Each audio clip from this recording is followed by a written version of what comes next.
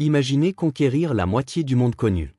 Imaginez bâtir le plus grand empire continu de toute l'histoire humaine, qui s'étend des forêts glacées de Sibérie jusqu'au désert de Perse, des côtes du Pacifique en Chine jusqu'aux portes de l'Europe médiévale. Imaginez être tellement redouté que des villes entières se rendaient dès qu'elles entendaient votre nom. Pas parce qu'elles espéraient négocier, mais parce qu'elles savaient que résister, c'était signer leur arrêt de mort. Et maintenant, imaginez disparaître sans laisser la moindre trace. Pas votre empire. Pas votre héritage. Vous. Votre corps. Votre tombe.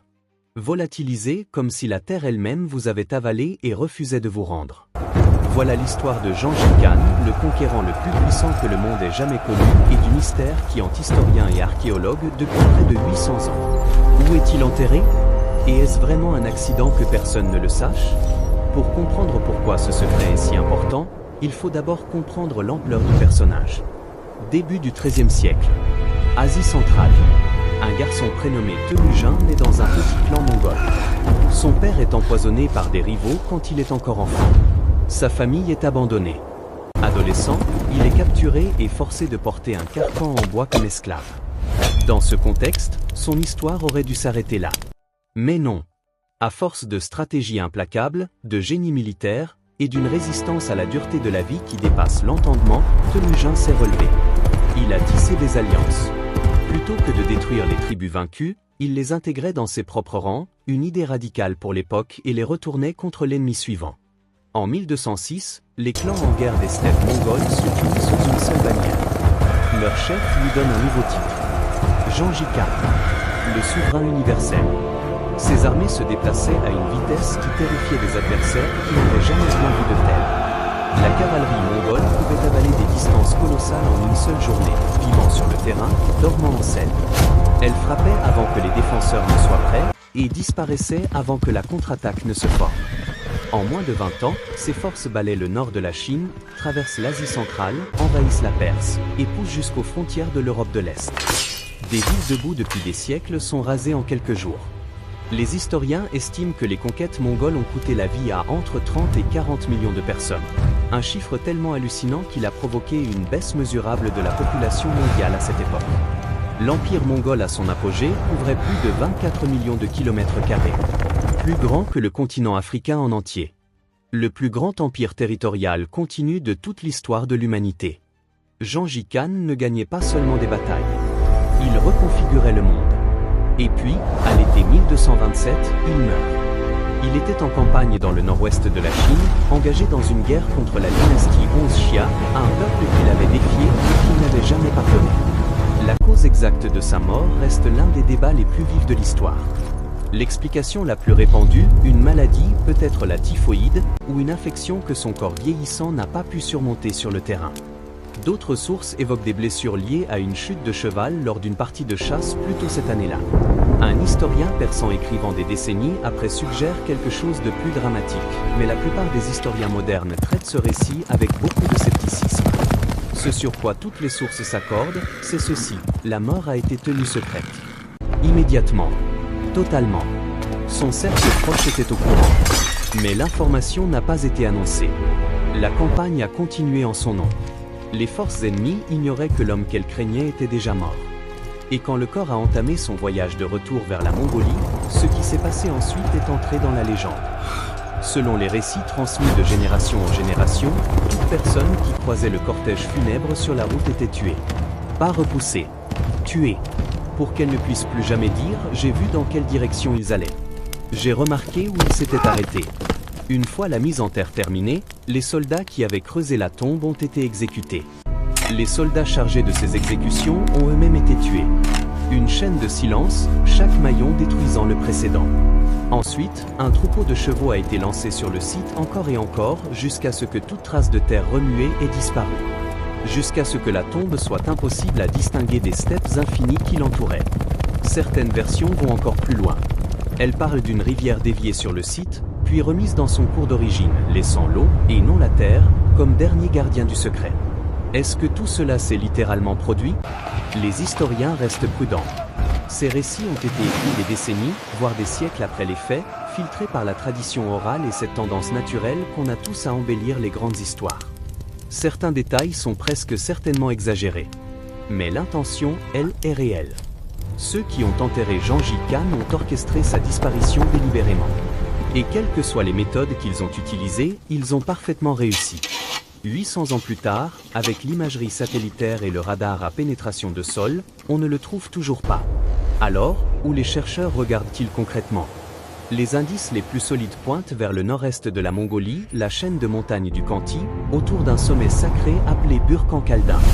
Cette montagne avait une signification profondément personnelle pour Gengis Khan. Jeune homme, fuyant des ennemis qui auraient voulu sa peau, il s'était caché sur ses pentes. Il lui attribuait d'avoir sauvé sa vie. Il y retournait prier tout au long de son règne. Pour un homme qui avait tout conquis, cette montagne était l'une des rares choses qu'il vénérait vraiment. Plusieurs sources historiques suggèrent qu'il souhaitait être enterré quelque part dans cette région. Aujourd'hui, la zone est classée au patrimoine mondial de l'UNESCO. De larges portions sont interdites aux visiteurs non autorisés. En 2001, un projet de recherche a commencé à scanner la région par imagerie satellitaire de manière systématique. Quand ils ont atteint les zones culturellement les plus sensibles, les communautés locales leur ont demandé d'arrêter. Les chercheurs ont respecté cette demande. Ce n'est pas inhabituel. En Mongolie, il existe un courant culturel puissant qui résiste aux fouilles, non pas par secret, mais par révérence. Pour beaucoup de Mongols, Gengis Khan n'est pas une figure historique lointaine. C'est l'ancêtre fondateur de la nation. Son visage est sur les billets de banque. L'aéroport international porte son nom.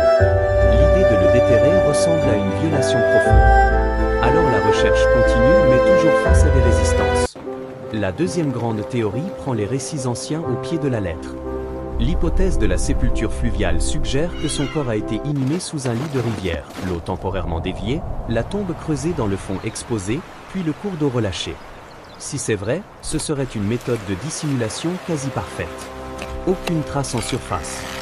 8 siècles de sédiments et d'érosion faisant le reste. Certains hydrologues la jugent techniquement faisable. Elle reste non prouvée, mais personne ne la rejette non plus. Et puis il y a la théorie qui plane en filigrane dans toutes les conversations sur ce sujet.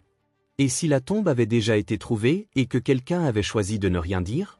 Plusieurs chercheurs mongols ont suggéré au fil des années que des traditions orales existent au sein de communautés spécifiques, pointant vers des lieux précis. Des traditions gardées dans des familles. Jamais écrites.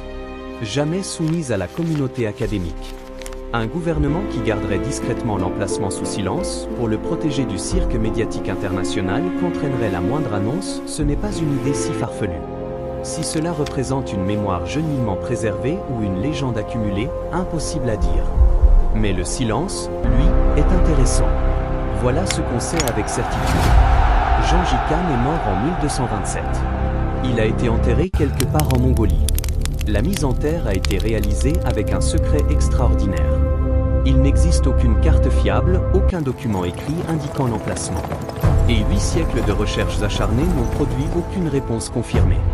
Et sous tout ça, au-delà de la géographie, des lois, de la sensibilité culturelle, il y a l'intention originelle. Ceux qui l'ont enterré n'ont pas commis d'erreur. Ils n'ont pas perdu les papiers. Ils le voulaient ainsi. Gengis Khan a passé toute sa vie à contrôler chaque environnement qu'il traversait. Il contrôlait des armées, des routes commerciales, le destin politique de dizaines de nations.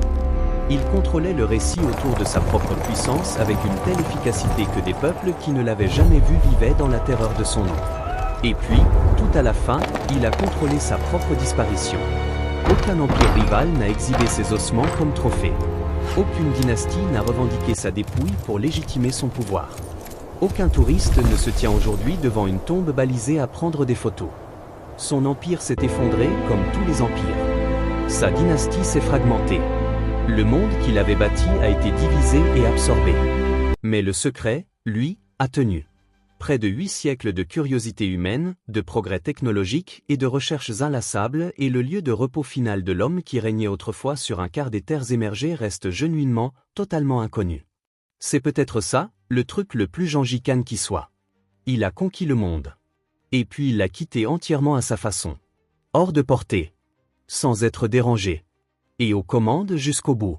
Si cette histoire vous a marqué, partagez-la avec quelqu'un qui adore les mystères que l'histoire refuse de résoudre. Et dites-moi en commentaire, vous pensez que la tombe est encore là, cachée quelque part sous les steppes mongoles? Ou vous pensez que quelqu'un sait déjà, et a choisi de garder le secret?